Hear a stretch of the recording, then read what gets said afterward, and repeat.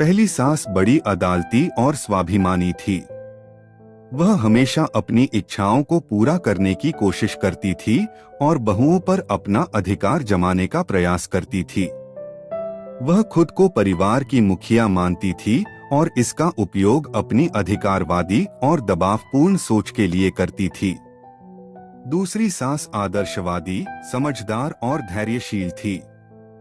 वह समझती थी कि परिवार में सबका सम्मान करना और सभी को एक साथ मिलकर काम करना आवश्यक है। वह अपनी बहुओं के साथ मिलकर उनकी मान्यताओं और सुझावों का सम्मान करती थी।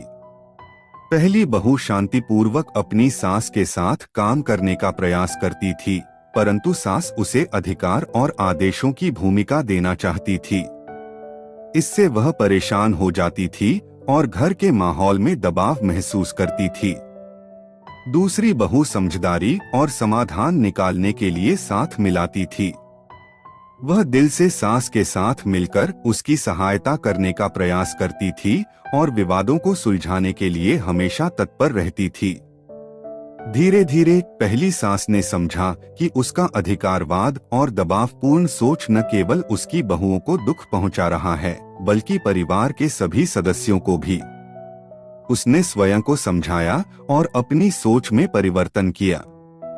इस बीच दूसरी सास और बहू ने प्रेम और सम्मान के आदान प्रदान के माध्यम से समझौते करना सीखा। वे एक दूसरे की मान्यताओं को समझते और सम्मान करते थे और परिवार में शांति और खुशहाली का माहौल बनाने में सफल रहते थे। इस कहानी से हमें यह संदेश मिलता है कि सास बहू के बीच सहयोग, समझदारी, सम्मान और प्रेम की भावना होना चाहिए। यह संघर्षपूर्ण संबंध अगर समझौते और आपसी समझदारी के माध्यम से सुलझाए जाएं, तो परिवार में सद्भाव, खुशहाली और समृद्धि की अनुभूति हो सकती है।